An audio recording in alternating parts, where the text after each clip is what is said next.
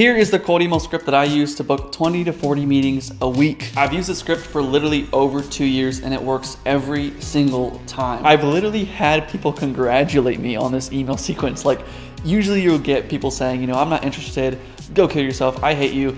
But when you get someone saying, wow, this was the best email I've ever read, it's very weird. I've even used this sequence on clients and the clients got compliments. He literally took the call to tell me, keep doing what you're doing because I don't even want this. But I was compelled to reply. And on top of all that, I currently hold the Guinness World Record for the world's brightest hoodie. I just thought I'd share that. Here's the thing. No one responds to cold emails. Not if you look like everybody else. So the goal is to do a step above what everybody else is doing. Try to go one extra layer over everybody else so that we're actually getting responses, because everyone's doing the same thing. How do we do something different that actually is going to get us replies? And the same thing that everybody's doing is a 2 email sequence. And so what we want to do is a 3 email sequence. So I'm going to share my 3 email sequence. Honestly, the 3rd email is the most important email. And I'm not even sure why I'm sharing this for free. And honestly, if this video gets too many views, I might take it down. Now, this email script you can use across all the different platforms. So you don't have to just use it for email. It applies to almost any outreach strategy that you do. So let's get right into the first email. Email number 1. Hey, first name, been trying to find your email, LOL. I know this is weird, but I thought I'd reach out. I've got 27 commercial cleaning jobs in city this month if you're interested. You free to chat sometime this week? Now you would put your offer here. I just made a random offer up off the top of my dome. Here's the thing, you're gonna try to copy this script and you're gonna get it wrong because you're missing a few key elements. So let me explain. When we're reaching out, we want to be as human as possible. We do not want to seem salesy at all, at least within this first email. So in this first sentence, we open up as if we're already a friend. So we say, been trying to find your email, LOL. And a lot of people cringe when they see this because they don't want to say LOL. They think it's too unprofessional. All these companies try to be as formal and as professional as they possibly can. What I found is that just doesn't work.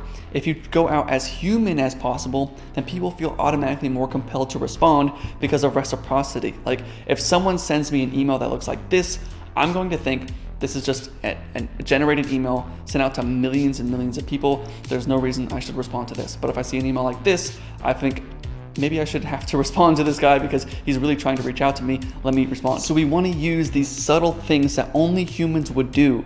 Another thing is if you just lowercase the entire subject line or even lowercase their first name within the email. Like if I got an email, someone lowercasing my first name and saying, hey, I was trying to find your email, well, I'm going to think maybe I know this person. Maybe they're just trying to reach out to me because they haven't been able to get a hold of me on other platforms.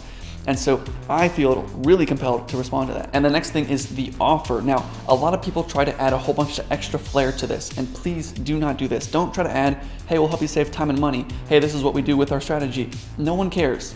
All they really want to know is what's the end result that they're going to get out of the offer and what is the risk involved. So you're going to do Facebook ads, you're going to do Google ads, you're going to do SEO, and you're going to do reactivation campaigns, SMS email sequences. They don't care. What am I going to get out of this? So in our example here, it's we'll help you get 27 commercial cleaning jobs this month.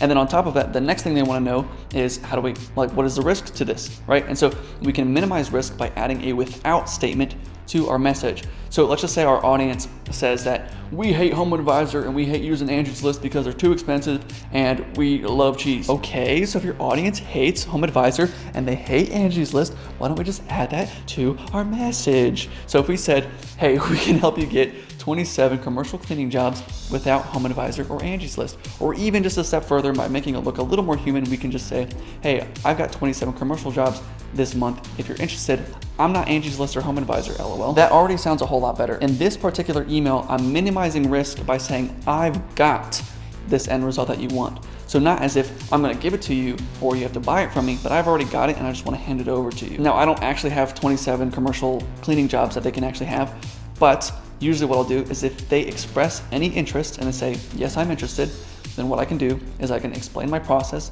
and then ask them to hop on a call with me to show them how it works. Now, an added bonus to this is that sometimes we'll add right below the offer and right above the call to action, we'll add a testimonial. You want to make this testimonial the best testimonial you have, or something that's really good or sounds really compelling, and then also something that relates directly to them. So for this offer, we could say something like, we've helped Squeaky Clean in Virginia get 48 commercial cleaning jobs their first month. Now, if you don't have a testimonial, that's completely fine. This email sequence works with or without it. Now, for the call to action, we just want to get a direct response from this person. with cold outreach, this is direct response marketing. And if you don't know anything about direct response marketing, then you can look up Jay Abraham, Dan Kennedy, and Gary Halbert, who are kind of the kings of direct response. And so we want to try to master direct response as much as we can. But in this certain scenario, email is very, very not good for holding a conversation. And so we want to try to get them off the platform of email and onto a call with us as quickly as we possibly can. And so we want to get them over to a booked call. So we say, are you free to chat sometime next week? Now, what would be even better is if we said, are you free to chat Monday next week? Or a step above that, are you free to chat Monday at 10 a.m. PST? Because what we're really trying to get them to do is say yes or no. Right? And so if I can just make a decision in my head, yes or no, then that makes it easy for me to respond. If I have to look at my calendar, if I have to click on one of your links and then match it up with my calendar, am I going to, I don't want to do all that. If I just say 10 a.m. tomorrow PST, yeah, sure, that works. But usually with automation, we don't want to have multiple people committing to the same time. So if we sent everyone an email saying Monday, 10 a.m. PST, and everyone says yes, then the problem is that now we have all these calls on Monday at a specific time. And so we don't want to do that. So that's why we go out with a blanket statement saying, are you free to chat sometime next week? Something else you can add to this is just by sending from as if you were a girl name rather than a dude name. Because we've tested this a little bit. And if we sent from a name like Greg, we would get responses like, kill yourself, I hate you, get out of my life, your mother is dead to me. I don't know, just like stuff like that, And so when we sent from a girl name, people would be like, wow, that was so thoughtful of you to reach out this way. And it's like, it's so crazy, but guys like talking to girls and girls like talking to girls, and so just go out with a girl name. Now, sometimes this doesn't make any difference, but sometimes it does when you go out with a girl name. And I've had campaigns where we went out with a guy name, got no positive replies, and then when we started going out with a girl name, we were starting to get good booked calls, and it was like, it's crazy that just the name changed all that. Now for the second email, usually I do a 1 day delay between the first email and the second email. A lot of people try to do a 3 to 5 day delay. I don't really care. I want to get responses as quickly as I possibly can. And for me, I usually forget about the emails the second after I see them. And so if someone follows up with me tomorrow, I'm not going to think that they're rushing me. Now the second email is just a bump email. This is where we just kind of bump the message up and try to get them to see the first email that we sent. A lot of people kind of do this wrong. Now, I don't really expect anyone to respond to this bump email because what's really important is the third email in the sequence. But usually what most people say is, hey Bob, just following up on the last email, wanted to see if you reviewed it. Let me know. Now this is okay. Again, I don't really expect anyone to respond to this email because everyone gets emails like this, right? Hey, just seeing if you got my last email, right? And so how do we actually get people to respond? Well, we can kind of edit this and tweak it in a way where we can make people feel inclined to respond to the second bump email. Really sorry for reaching out again. Were you able to get my last email? Sometimes my Gmail just gives me problems, so I was just checking. Again, really hate to be bothered. Just wanted to check. Let me know. No one automates a message or an email like this. Actually saying that you're sorry, that your Gmail's giving you problems sometimes, or maybe like, hey, I just sometimes end up in the spam folder. I just want to see if you actually got this. Let me know, or I'll send you a text.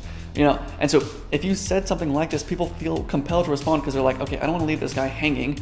But with the other emails, I know that you just automated a bump email, right? With, hey, I just want to see if you got my last email, right? I know you, I know you're just bumping the email with the automations. But again, we're not trying to get a ton of replies out of this because the real money is in the third email in the sequence, which brings us to the third email in this sequence. In this email, we have no shame. We have no game. We're just trying to get a response from our prospects. In this email, we are funny, we are direct, we are real, and we are human.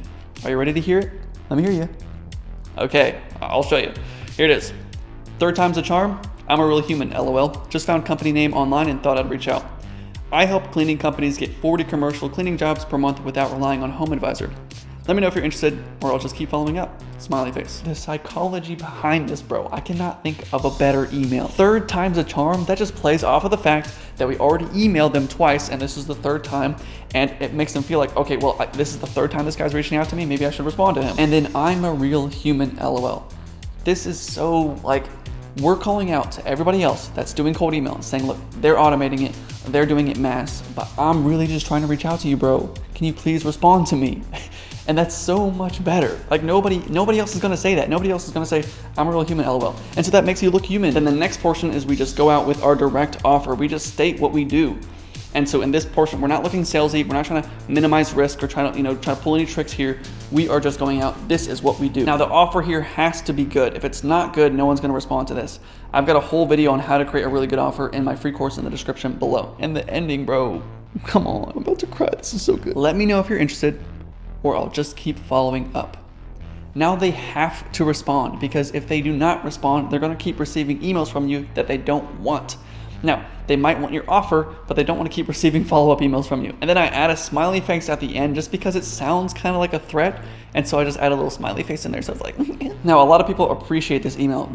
They respect the hustle, what you did for them, and the fact that you got their attention with this email. And so they'll usually respond one of two ways, which is, you know what, I'm not interested, but thanks for the email. Or actually, yeah, I'm interested. You got my attention.